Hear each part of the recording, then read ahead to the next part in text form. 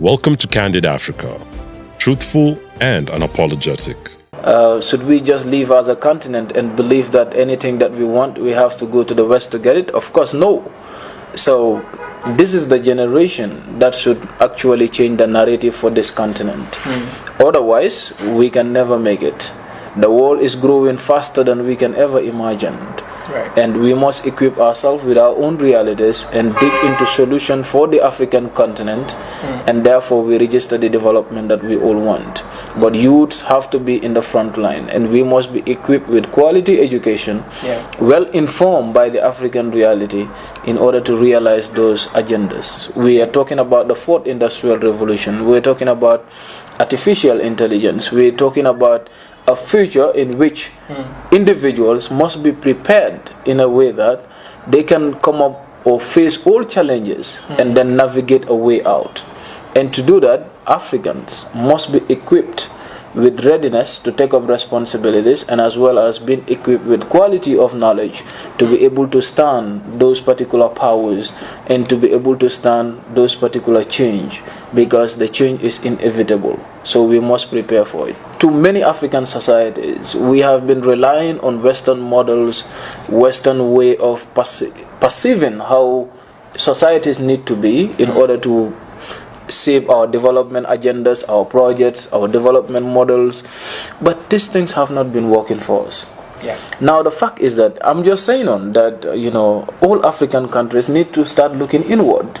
If you have been looking up and you can't see solution, is it not time for you to look down? And Rwanda has a model, and Rwanda is a model for the continent in a sense that we are talking about a country that was down to zero back in 1994. We are talking about a country that was at its roots, and how were they able to save their society with unity, with transitional justice system, putting individuals back to the society, work as a community, build that unity among themselves. And today we see it as one of the fastest growing economies. It's not a magic, it's about relying on yourself, believing on yourself, having a vision and a good leadership quality, or a good leadership that informs every individual to take up responsibility. And one of the basic, or one of the things that is very, very important about Rwanda is that you look at the leadership, they make the people very important. They're proud to say the Rwandan. They're proud to talk about the people of Rwanda. And that is how you charge individual to take responsibility. Show it to them that the development lies in their hands. Show to them that the development can only be realized with unified forces. And that is exactly the results that we are seeing today. So what do we need to do now as young scholars, as Africans, is going back to the Pan-African spirit. What was Marcus Garvey calling for?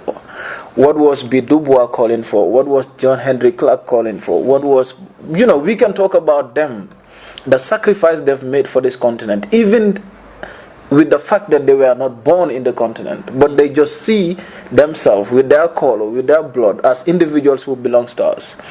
We talked about Pan-Africanists who were within the continent, like in Nkrumah.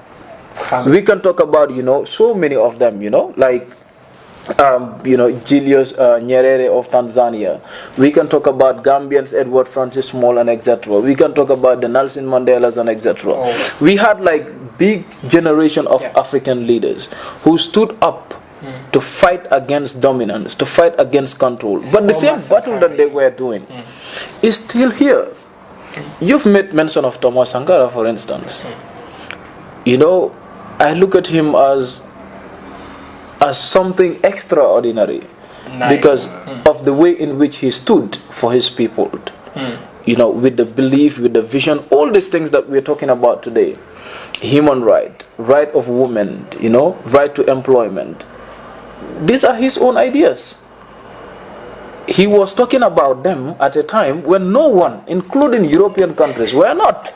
So, like, if you look at it, like in the 1980s and etc., you look at Burkina Faso, like in the way in which Thomas was able to, come up with ideas to empower women. And again, let me say this before I forget. Today, when African people talk about women empowerment, they don't give Rwanda as a reference. Why? In the United States, let us look at the statistics. Women representative in parliament is less than 20%. Rwanda has more than 50%. 68, I think, right now. When we talk about our cabinet system, look at the women representative in Rwanda. You don't have all these statistics. You know, in the US, you don't have them in any European countries. But yet, they've centralized everything to make it to us that what they have is the best thing. So, some of the things that they talk about, even if you apply logic in it, you know that they get it wrong. So, I think there are some of the things that we need to do. It is high time that we rely on our realities, on some of the issues that are in line with the African agenda. No continent, no country can develop using foreign education. No country can develop using foreign aid. No country can develop using foreign culture. It is time for Africans to realize this. Otherwise, we are going nowhere. Did you like or hate what you heard? Let us know in the comments below, and if you want more candid speeches like this, be sure to like, subscribe, and hit the notification bell to catch all our latest videos. And please feel free to leave your suggestions, news tips, or topics about Africa you'd like us to cover.